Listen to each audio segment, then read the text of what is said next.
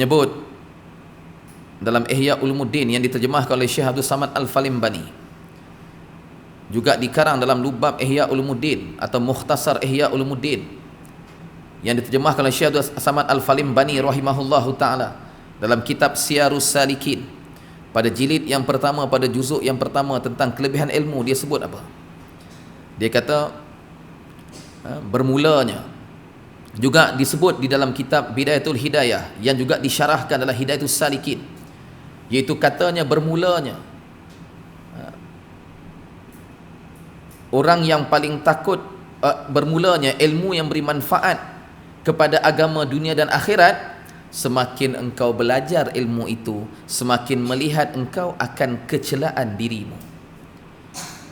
Kalau orang tanya dekat kita, apakah ilmu yang beri manfaat pada agama dunia dan akhirat? Maka jawab, ilmu yang beri manfaat pada agama dunia dan akhirat, semakin aku belajar ilmu itu, semakin aku melihat kecelaan diriku, bukan nampak celah orang lain.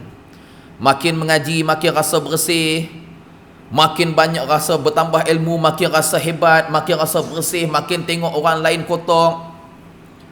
Pada ketika itu, cukuplah hanya dengan sebesar kuman lintasan terasa bersih itu, kitalah manusia yang paling kotor pada ketika itu. Muslimin muslimat dirahmati Allah sekalian, pakai serban, pakai jubah dengan serban bau lagi, bukan menunjukkan dah tentu orang ni baik. Cuma pakaian tu lambang kepada kebaikan, tapi soal rohnya, soal akhlaknya, soal sifatnya dilihat kepada amalan masing-masing. Di saat lintasan hati kita ni siapa pun tak tahu, sebab itu antara kita dengan Allah. Bila itu antara kita dengan Allah, kita kena muhasabah diri. Kita makin bertambah ilmu, makin banyak ilmu, makin rasa pandang rendah pada orang lain. Kadang-kadang kita tak sedar kan, macam yalah, saya sendirilah, saya tak sebut orang lain, ni di antara kesilapan saya dalam kuliah, dalam ceramah. Cukuplah dengan mulut kita menyatakan bahawa, tuan-tuan, saya ada 2 PhD tuan-tuan. Contoh kan? Ada pula jenis batu api dalam majlis ilmu. Majlis ilmu ni batu api banyak.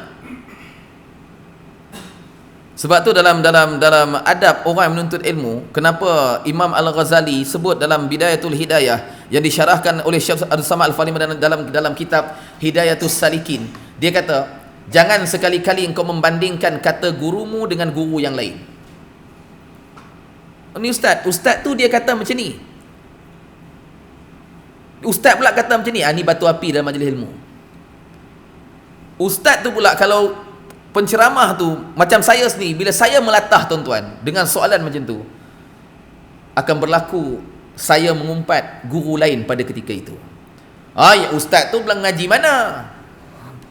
Kan? Ustaz tu mengaji mana? Saya 2 PhD. Saya 2 PhD tuan-tuan.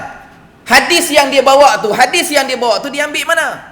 Lain kali suruh pergi sambung belajar, ambil PhD hadis ke master hadis. Jangan main. Allah tuan-tuan, bila saya sebut, saya kata ustaz ni dia ambil mana bab tu, saya 2 PhD tuan-tuan. Bila saya sebut lagu tu, itulah bermulanya titik kejahilan saya pada ketika itu. Saya tak sedar tuan-tuan. Orang tegur kita, hampa jangan duk sembang dengan kami lah, kami semua mengaji dekat Pusat Tarbiyah Unais. Kan? Bila kita sebut lagu tu tuan-tuan, kita perasan dengan ilmu yang kita ada, kita rasa lebih daripada orang lain, itulah permulaan titik jahil kita. Na'udzubillah min zalik, summa na'udzubillah min zalik tuan-tuan.